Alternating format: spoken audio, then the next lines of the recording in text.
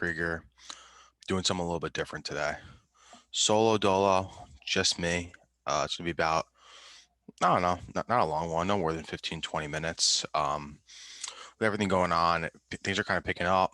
And just in real life, things are kind of opening back up in New York, and shit's just getting a little crazy. Normally, I'd have Scotty on today, do a little Scotty Ice six pack, but to be honest, things just things just didn't work out today. But I didn't want to fall behind on the podcast. I wanted to put something out, even if it was just me. So today, no interview, no podcast, no real segments. But I did want to kind of just touch on a few crazy and news stories. They're all gonna be pretty much sports related. I'm gonna bounce around the major four, but I wanted to start with hockey. Um, we're really trying to pick up our hockey presence on the site. Andrew does a great job. He's a diehard Flyers fan. He's been on the show before. We've talked about the state of the NHL and all that fun stuff. But the big news was the referee. I should probably find his name. He was caught on a hot mic saying that um, he wanted to call a penalty to make the games even. His name is Tim Peel. Um, yeah, he was caught slipping on a hot mic. He got fired. He goes, it wasn't fucking much, but I wanted to get a fucking penalty against Nashville early. Um, to be honest, I feel like in sports like basketball and hockey, where fouls are so frequently committed, or penalties are so frequently committed, and it seems like there's always favor on one side or the other. The thing that sucks about Peel is that obviously he's a scumbag for trying to force a penalty that wasn't necessarily true. However, when these games, especially hockey, when there's a distinct 5-on-4 advantage, it's probably one of the bigger penalty advantages you get. You want to try and make the game balanced, and although that's not his job, is to make up penalties, there's no way he's the only one that's doing this. Um, it is. It, I get the NHL to come down hard on him and make an example out of it, so hopefully it discourages the future umpires and referees and linesmen. Umpires isn't the word, from doing this in the future, but it kind of sucks for this guy that he's now the face of this, the end of the era of hockey refs inserting themselves into games. NHL's picking up, man. They just signed a big deal with ESPN. I am not the biggest hockey guy. However, I do have like a rooting interest in one particular team, the Hurricanes. I watch pretty much almost every one of their games. It, listen, I can talk about the Hurricanes forever, but it's not why you guys came here to listen to. But I kind of think I had to address that just because refs get so much shit, and I think that for Peel, he kind of is just like the stake. He's put on the stake in front of everyone, the fire, and he's kind of just the one that's suffering from this new age of hockey. All right, I had to get the hockey talk out of the way. Today, I'm recording this on Thursday, March 25th. And NBA trade deadline went on today. A lot of big moves. Probably the biggest was Vucevic leaving Orlando, going to where did he go? God, this is bad radio, bad podcasting, whatever you want to call it. But pretty much Orlando Magic at a fire sale. Vucevic went to Chicago, so they're kind of building something. They're building something out there around him, Zach LaVine, and I'm admittedly not a big NBA guy, but what I do know, and this is kind of what I wanted to get to, is that the Rockets are just stockpiling draft picks, and I don't know if I can remember a team going from such highs to such lows as quickly as the Houston Rockets did, because a few years ago they were contenders, having Russ Westbrook and James Harden on the same team, never even made it to the finals, which is kind of crazy.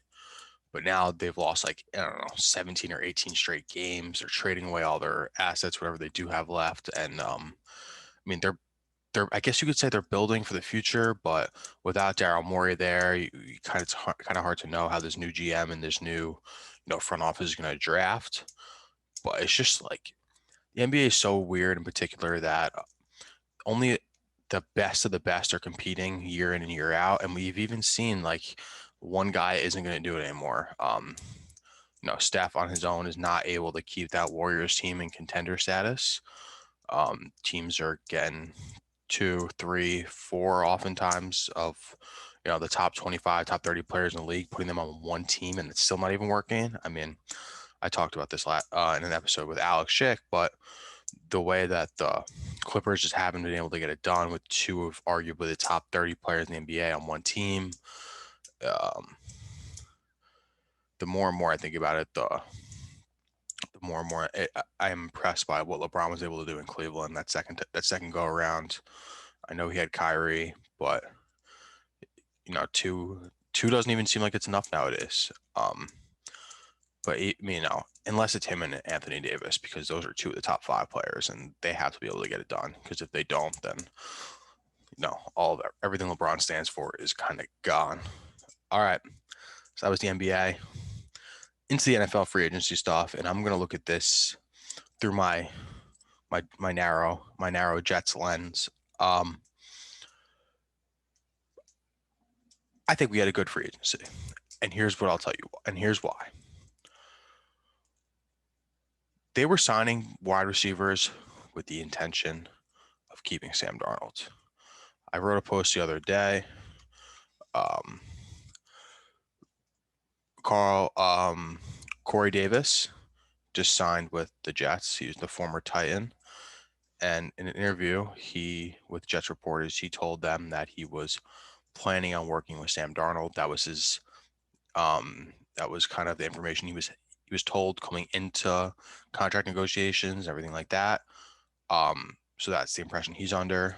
And to me, I love the sound of that. I know Robert Saleh is not a defensive guy. I mean, he's not an offensive guy. He's a defensive coach. He's a defensive coordinator, defensive specialist, whatever you want to call him. However, poor Sam Darnold, man. The dude's had the worst quarterback coaches in the history. Todd Bowles, we saw he's another great defensive coordinator, not an offensive guy. Then you hire Adam Gase, who, God, Adam Gase is the worst. He's the woe. And I think it speaks volumes that he doesn't have a job in the NFL yet, because the way that this the fraternity aspect they got, where Anthony Lynn gets a job after getting fired. Jason Garrett goes from being a head coach in the Giants to a offense coordinator for the Giants. People just keep getting jobs over and over again, and I truly think it speaks volumes that Adam Gase does not have another one yet. Um, him beating Peyton Manning to meetings, God knows how long ago, that doesn't make him a good coach. Every player that's left him has gotten better. So as far as that comes around, Adam Gase is just the absolute worst, and I'm happy that we have a new head of the ship, the guy who's going to try and write it. But it's just more. I like Sam. He seems to be, by all accounts, a great guy.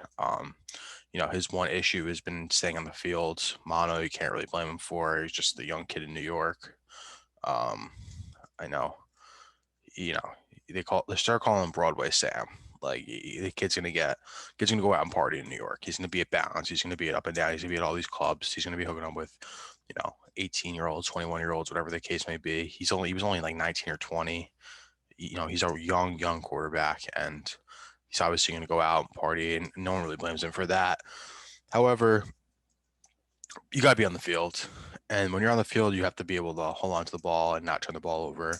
That's kind of my big gripe with my Giants fans, that Daniel Jones, just his inability to hold on to the football consistently and not turn the ball over is it's kind of crazy. But Darnold, that was his thing coming from USC. Everyone knew he needed to make a little bit better decisions with the football, and he hasn't been able to do that yet. So I'm not saying that Salah is the answer for him, but I am hopeful for Sam and his future that he's not going in with the Jets are the number 2 overall pick. There's obviously plenty of quarterbacks on the board. I don't really personally want them to take another quarterback. I think that having to start over with, a guy like Zach Wilson or Justin Fields, whoever they take. You're just going to set them back some more. They have they have some of the most money to spend still. Um, and I really hope that Joe Douglas can draft well. And that doesn't include the second overall pick. I've seen a lot on Twitter. They want that lineman. However, I am a proponent of trading back. Get someone's going to want that number 2 spot. Obviously, everyone knows Trevor Lawrence is going first. So Jets are going to be on the clock pretty much right away, and I want them to get rid of that pick. Trade back for it, get another later first, another first next year. Just do something. You could build your draft. You could build your team that way in the draft. I think that's a lose-lose for Douglas. If he drafts a quarterback, Darnold does well elsewhere. It's gonna look like a huge L on his face. I don't see you drafting their quarterback and having him and Darnold compete. That's kind of stupid as well. People are going to hate the trading back, and people are going to want a quarterback no matter what. But for some reason, I just believe in Sam Darnold. I don't know why. I think it was because of his time with Josh McCown, where I think they got a good relationship and they fostered, some positive interactions, and there was kind of nothing but good stories coming from that. But for now, yeah, I mean, up until we're still a few weeks out from the draft, but I'm ready. I'm ready to see what Darnold and this new coaching staff is going to put out there, and hopefully just dominate. All right. Like I said, it was NFL stuff was going to be just Jets. I kind of had to get that off get that out, speak it into existence, hopefully, into my other team, the Mets. Meet the Mets. All right.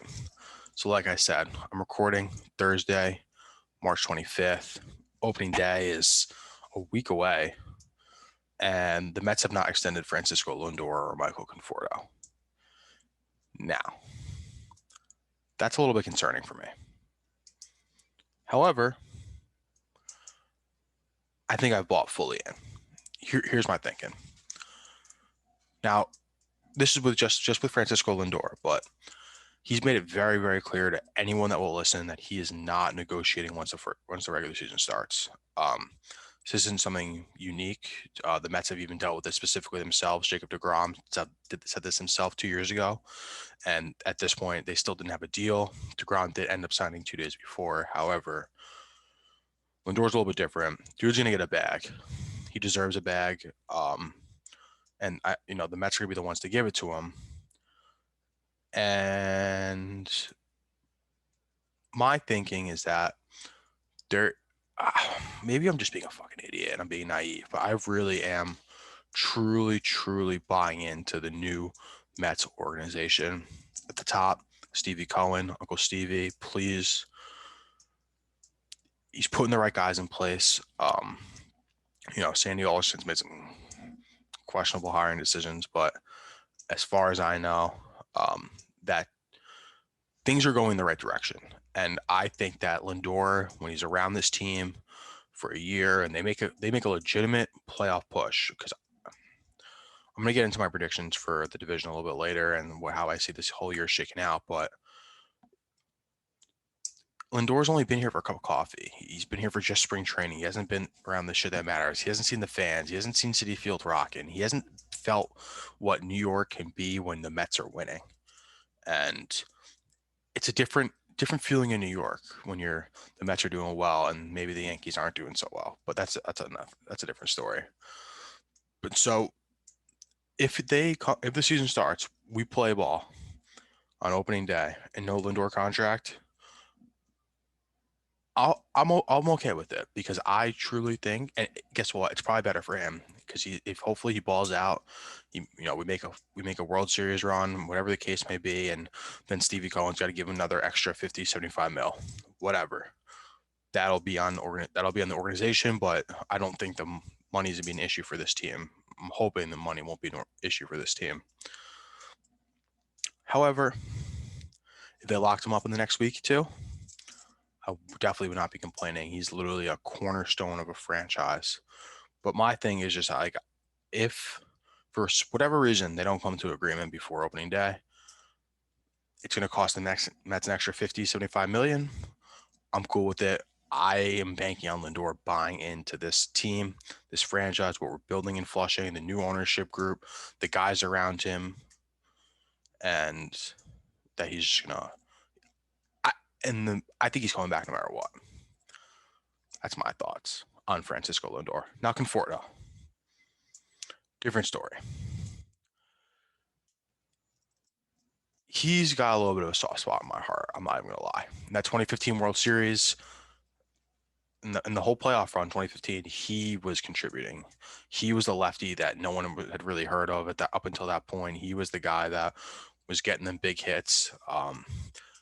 He's kind of gotten the raw end of the stick, being moved around the outfield a lot, and just having to be, the scapegoat and the lefty. I do really love Mike. However, if they don't extend him, not the end of the world for me. I'm okay with them using that money to keep McNeil around, go get a quality third baseman, maybe get another bigger name outfield piece. I know like I'm asking for too much with the money, but I love Conforto. I think he is going to be missed if he does leave. However, I'm cool with them using that money to go make sure McNeil is around for the next 7-8 years alongside Lindor. And for them to go figure out their bullpen situation, because them using Edwin Diaz, God help my heart. If I watch that guy blow another save, I can't do it. I won't do it. All right. So I'm gonna do my little another like 5-ish minutes of Mets rant, and then I'm gonna end this for today. But I want to do my expectations for this season. Now, my expectations for me personally as a Mets fan. 1, I will not write this team off after 1 week. I'm probably going to do it anyway. However, baseball is a weird sport. It's 162 games. You got a long season. We saw Lindor start off cold in spring training. He's obviously been heating up a little bit more recently. Pete Alonso, down year last year. If he starts out cold, there are going to be times to hit the panic button early in the season. I'm talking like first week, first month, maybe even first 2 weeks. You lose a series against someone you're not supposed to. I have to just buckle down. Remember, we're not playing 60 games anymore. We got a full season. We're back to the normal playoff alignment. Jacob deGrom is making that many more starts this year. Noah Syndergaard's coming back. Stroman's back in. He didn't opt out. Things are ready to go. So I just have to make sure that I keep my cool. Remember, I'm sure, first 2 weeks of April, first 3 weeks of April, I'm going to be fucking clicking away how pissed off I am. The Mets didn't do this, do that. But I truly do think this team is going to win the NL East. I wrote about it in my, gambling previews for the 2021 MLB season, who I'm going to put some money on to win the World Series and all that. I didn't include the Mets in that list because I thought that it probably wasn't fair. Their odds are the same as the Braves, and if I'm doing my if I'm trying to be like a more level-headed baseball reporter or coverer, whatever the hell you want to call us, the Braves, because they were there last year and they kind of sniffed it more recently, they might have a leg up gambling wise. They're both plus 1,000, or at least they were last time I checked. But both the Mets and the Braves are going to make the playoffs. Now, I pray to God the Mets don't have to play the wild card game, because I know that deGrom will give us 7 innings, shutout baseball, whatever the case may be. It just so happens to be that whenever deGrom pitches, we don't hit. And then you have to turn the ball over to Edwin Diaz or Betances, whoever the case may be in the 9th. No, I want no part of that. I want no part of my heart attack that's going to inevitably happen come top of the 8th, top of the 9th in those games. Now, this team could win this team will win 90, low 90s to high 90s this year. We're going to get close to that 100 win mark. It's going to be, the playoffs are not going to be easy. I know that already. The Padres and the Dodgers both out west. Hopefully, I'm hoping they just beat the shit out of each other all year and then come back to the playoffs and they're a shell of the team that we think they are. But yeah, I truly think the NL runs through NL East, NL West. No one in the Central is going to matter. And then when it's the NL East, it's the Mets and the Braves. West, Padres, Dodgers. What else to expect from me? I think, and I'm still like kind of working on the details, I'm going to be trying to put it out like a 3-time, 4-time a week Mets rant on Twitter. I'm going to call it the Mets Minute, Mets Moments, whatever. So most likely the Mets Minute, just kind of 35-minute clips, just firing out things are going wrong, what they should be doing better, blaming on Rojas, blaming on whoever the case may be. But I'm looking into doing that. I want to hear some feedback on what you guys want to see in those. If you think it's a viable idea, it's gonna be going up on YouTube, my Twitter. Speaking of Twitter, please, if you made it this far in the episode, go follow at Kriegs Korner on Twitter. That's corner with a K, Kriegs Korner. I'm trying to become more active on that. If not, you can follow me on Twitter at Adam Krieger 1997. All my stories go up on my main Twitter account. I'm trying to be more active on Twitter as well, just chopping it up, tweeting out more than just my posts. I feel like we're in this like weird dead time where I'm like I said, not a big NBA guy, so I don't have too much to chop it up with when it comes to that. But once the Mets season comes around, you're gonna be getting nonstop Mets content from me. If you're at this point in the video, thank you. I really appreciate it. Hit the like button on YouTube, subscribe to us, leave a comment down below. Let me know if you think the Mets Minute's going to work. If you don't think it's going to work, what you think about my super biased Mets opinion. Let me know all that. Spotify, A, thank you for listening. B, make sure you follow me on Spotify. You turn that little bell on as well. Get a little push notification when my show goes live. Hey man, guys, I really appreciate the listens, the views, everything you guys have been doing. If you're watching this on the actual post, on Vendetta, scroll down the bottom, click the shop, look around, maybe snag a shirt or two, buy a koozie. Summer's coming around. We're gonna be outside again. Put your beverage of choice. I'm not saying what it may be. Right now, I'm drinking some freaking diet ginger ale. Put that in a Vendetta koozie. Keep it cold. Enjoy it. That's pretty much gonna be it for today, guys. Like I said, I really appreciate you guys sticking around for this long. I want to get some wrestling content more out in the future. We're hopefully gonna get the Summer Olympics, and that were supposed to be in 2020 and 2021. That's gonna be huge for wrestling. I can't wait to break down freestyle and explain the difference between that. The senior level college wrestling is awesome, but Olympic wrestling is the best of the best. So I'm really looking forward to that. Thank you guys for listening. Enjoy the rest of your day.